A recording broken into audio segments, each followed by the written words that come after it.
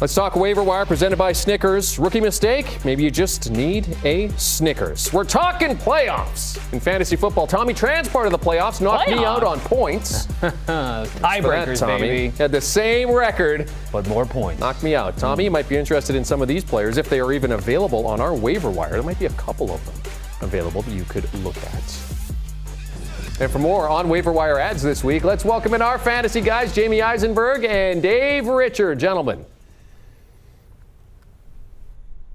Hey, how are you, Jeremy? Yeah, it's a fun week on the waiver wire here as we're looking at the top 5 guys to add, Dave. And when you talk about the position with Adam Thielen, he's in a great spot.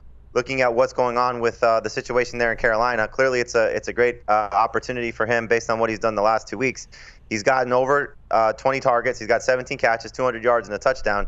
How excited are you about Thielen taking on the Cowboys in Week 15? I mean, we're talking about a top 24 type of fantasy wide receiver, and I think he's earned that over the last couple of weeks. I think the Panthers in general have gotten better, but you thought about, well, could Adam Thielen really do that well against Philadelphia? We thought that last week, and maybe we were a little bit hesitant to pick up Adam Thielen.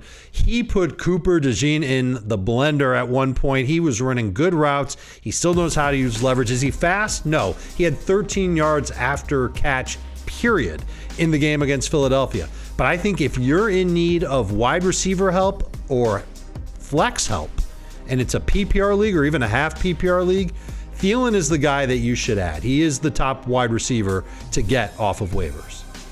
And then you look at a couple of Packers on this list, Dave, with Christian Watson and the setup that he has coming off a very strong game against Detroit. He has 2 games in his last 4 with at least 13.4 PPR points. It's going to be an interesting situation when Romeo Doubs is back and he's got the concussion situation that he's dealing with. But it could be a good spot for Watson looking at what's going on there with the Packers, how Jordan Love is performing, and hopefully it's a good setup for him moving forward, looking at the rest of the season, certainly going into a big Week 15 game against the Seahawks. Let's talk about the running backs now, and this is clearly a position of prominence, Dave, when we're looking at some of the injuries. We know Breece Hall's banged up, Kenneth Walker's banged up. The 49ers are once again banged up, and that's why Patrick Taylor's at the top of this list, followed by Tank Bigsby.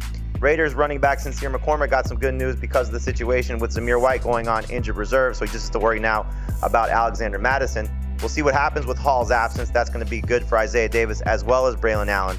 But Patrick Taylor playing Thursday night, because it's a short week, Dave, we know Garendo not able to practice if they were going to practice on Monday. We'll find out what the practice situation is for the 49ers on Tuesday. But Taylor scored a touchdown against the Bears in Week 14. Could be a potential starter taking on the Rams on Thursday night. And it's such a good situation, Jamie, and it is obviously contingent on Garendo not playing in the game. If he doesn't practice on Tuesday, I would say his odds of playing on Thursday are pretty slim. But you look at the Rams, they're coming off an emotional win, a short week, and here comes Patrick Taylor with fresh legs. And I can't guarantee that Taylor's going to get every single carry. He's probably going to share with somebody. It could be Keyshawn Vaughn. It could be Israel Abanikanda. It could be Kyle Juszczyk, the fullback that they have in San Francisco. But I think Taylor will lead the way. He's physical. He is capable of playing 3 downs, just not necessarily a fast guy.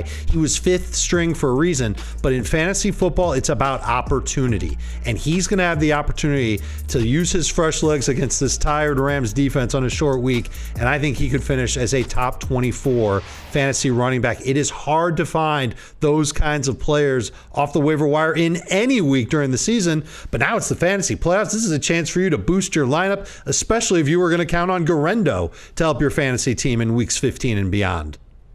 Just keep an eye on the practice report Tuesday before making your moves, because if we find out Garendo is able to play Thursday night, then Tank Bigsby should be the first priority at the running back position, coming off an 18-carry touchdown game against the Titans. Good matchup this week against the Jets, and a very favorable schedule moving forward with the Jaguars may actually compete. Let's talk about the tight ends that we're looking at for this week, and there's some interesting options here, led by Hunter Henry, who's coming off of a bye, but he's been the go-to guy for Drake May since May took over. He's got 8+ targets in 4 of his last 5 games, 3 in a row. Tough schedule coming up, though, Dave, and we have seen Austin Hooper steal some touchdowns lately. But Hunter Henry's in such a good spot based on his opportunity, based on his volume, based on what Drake May's looking at him. Do you consider Hunter Henry a top 10 tight end in Week 15? Borderline top 10 tight end, yes. Absolutely someone that you can start in full PPR leagues, not bad in half PPR.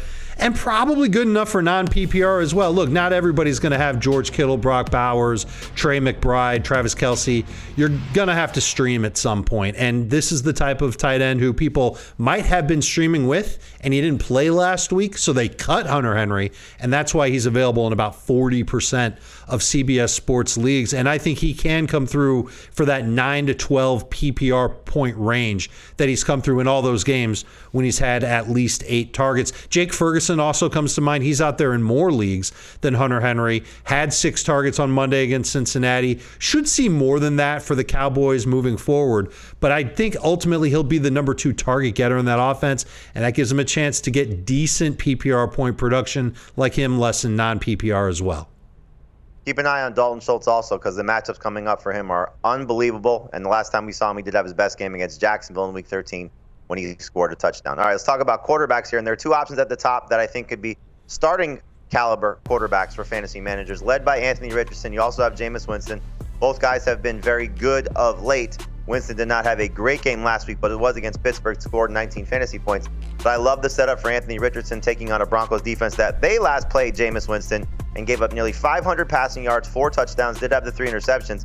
But Richardson has done a great job with his legs lately.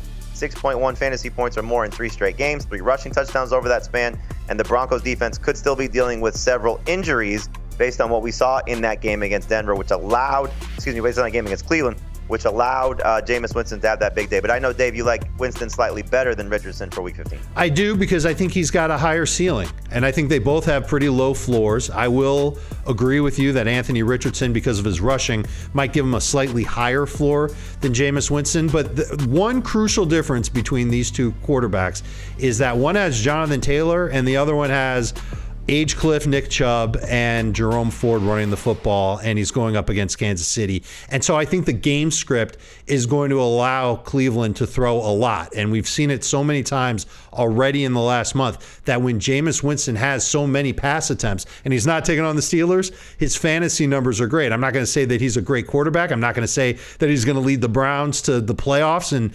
2025, but I am going to say that he's good for fantasy purposes. The stats will be there. Stats can be there with Anthony Richardson as well, but against Denver this week, I'd be a little bit more nervous about Richardson hitting that upside. I think Richardson has a better shot to do it in Week 16 than in Week 15.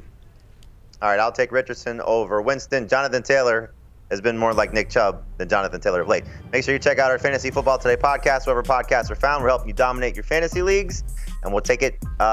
You take a look there if you want to get some more information on the waiver wire.